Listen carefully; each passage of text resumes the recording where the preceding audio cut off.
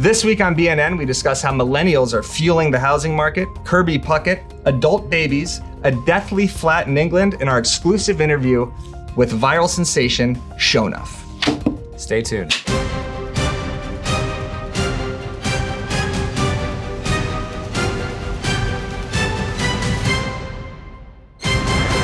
Welcome to BNN, the Broke News Network. I'm your host, Eric Simon, AKA all cash, 30-day close, no loan, no appraisal, 7-day inspection contingency.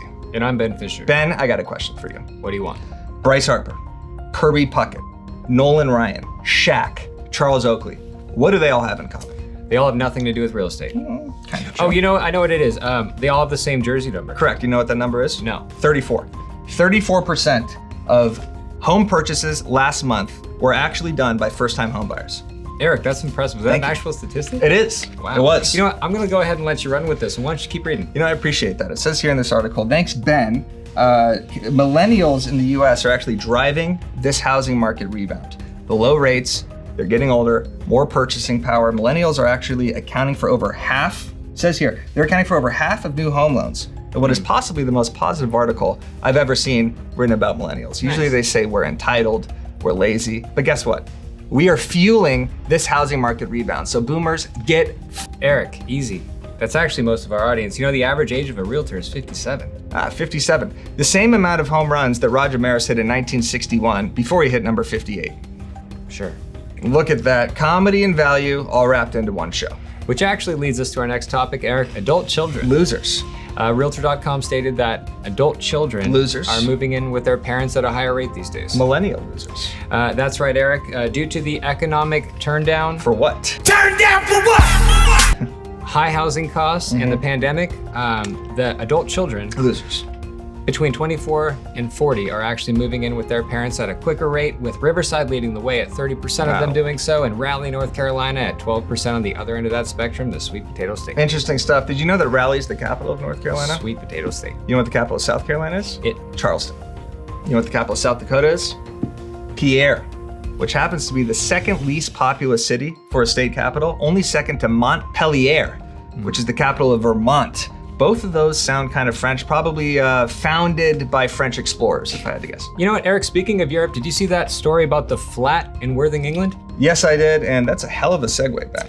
Yeah, thanks, Eric. For those of you that didn't see it at home, this week, a listing in England went viral when a bed frame was put over a staircase, and the Instagram caption said, "Move to the south, the possibilities are endless." Yeah, endless possibilities to die. I mean, you sleep and then you roll off, you're literally at the bottom of the stairs. Pretty ridiculous. I think this is a testament to how realtors use flowery language to kind of puff up their listings, you know? How so, Eric? Well, I mean, no wasted space basically just means what? Terrible layout.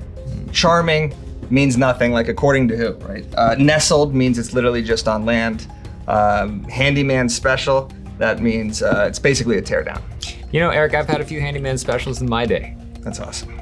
All right, guys, and now the moment you've all been waiting for. We have obtained an exclusive interview with the man, the myth, the legend, Nathan Carrol, AKA Sho'Nuff, AKA Money Cash Cribs. He went absolutely viral last week for posting a text conversation he had with the listing agent in a Facebook group where he sent the listing agent a contract that was already signed by his buyers. But get this, the contract was blank. And he said, just sign that shit because I'm sick of working with these buyers. So let's check out the interview. Is that text message over my face right now? Nathan, how you doing? It's Eric Simon and Ben Fisher from the Broke News Network. I'm doing well. How are you guys doing? We're good. We're doing good. Yeah, so first off, tell us a little about yourself. Are you a realtor? I know you're in Massachusetts, right? Yeah, that's correct. So I'm a realtor out in Fall River, Massachusetts, like the South Coast area, a little closer to Providence than Boston. Got it. How long have you been doing it? 5 years. Yeah, your Instagram is electric, man. We started following you, once we saw that text message kind of go viral in those Facebook groups. So can you explain that to us? I know you actually had your clients send in an offer that was already signed. Yeah, so that's pretty funny, man. I appreciate the love, first Yeah, of all. of course. I'll post like later at night, like winding down. Sometimes I'll post to groups, shit like that. You know what I mean? Try to keep it lighthearted. For sure. But no, absolutely not. Like, despite how the text came out, I actually facilitated that with a friend of mine who's a real estate agent in Kentucky, and I asked her to text me that deliberately. And then I responded to it and screenshotted it, edited it to a group, and then or a couple groups, and then it kind of caught like fire. I mean, it's a pretty good tactic if anybody else wants to do it, but I've never done it. Now, Nathan, I have a question for you. If someone was to say, "Hey, I like your style," based off that text, what are you going to tell them? I tell them I appreciate it, man. I appreciate the love. And then if they want to dive deep, like, did I really do that type of shit? I just break it down how I told you. You know what I'm saying? That it really wasn't a legitimate offer that I threw in. Well, we're kind of disappointed at the same time. We're disappointed, but it's also cool at the same time, because I usually do that exact tactic. We're like 2 minutes into the conversation, and Superman already got his cape off. It's all downhill from there. Exactly. So you posted it yourself in the Facebook groups, or you had a friend share it? I posted it myself. In the groups, and then I guess a lot of people started like screenshotting it and sharing it. Mm-hmm. You know what I mean? It's kind of funny because even people in my local area, they got their own little like groups. They got their own little groups, like, you know, for their agencies.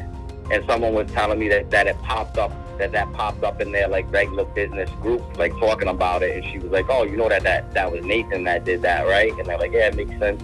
Yeah, I got a ton of messages for it and decided to post it. And what happened after the broke agent posted it? I noticed you picked up a bunch of followers. Are you now the man around the office? Are you viral?